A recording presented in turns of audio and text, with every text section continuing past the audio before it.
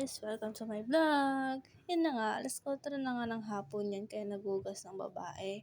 Ngayon ko lang na-upload talaga kasi nagloko yung CP ko. Kagigil yun. Pagpasensya nyo na yung boses ko guys, ganyan lang talaga. Pangdigmaan kasi. Nagugas na ako ng plato talaga kasi para pagdating ng live-in partner ko, wala na akong gagawin, Diyos ko.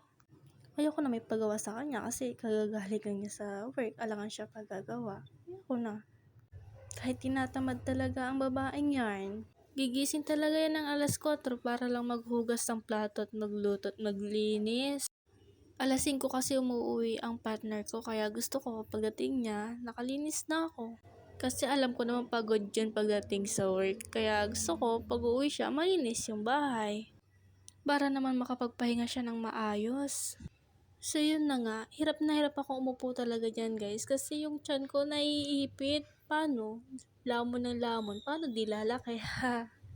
Gusto ko na talaga mag-diet guys, kaso nga lang masarap talaga kumain, Diyos ko, lalo na pag masarap ang ulam. So yun na nga, nagwawalis na ang babae dyan sa labas. Huwag nyo nang pansinin yung katabaan ko dyan guys, Diyos ko, ang laki talaga ng tiyan ko.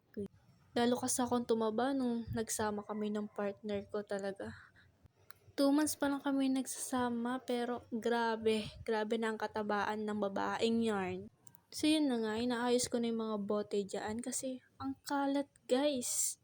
Nakakairita kasing tignan kaya inayos ko na eh. Routine ko na talagang maglinis ng alas 4 guys, pagising talaga. Tinatamad talaga akong kumilos-kilos guys kasi kagigising ko lang talaga yan. Hindi pa talaga sana ako gigising eh, kaso yung oras talaga ng pag-uwi ng partner ko, gusto ko talaga malinis na pagdating niya. So yun, nilinis-linis ko na yung pinagtatambayan ko talaga, pinagpipicturan ko guys. Magpapakulo nga pala ako ng tubig kasi magkakape ang babaeng yarn para maggising-gising naman. Huwag niyo nang pansinin guys yung mga kalat dyan talaga. Gusto ko sanang bumili ng mga gamit namin kasi sabi ng partner ko wag na lang kasi aalis din naman kami. So yun na nga, naghihilamos na ang babae dyan. Gawain ko na talaga pagdating ng hapon. Ilang beses kasi ako naghihilamos eh.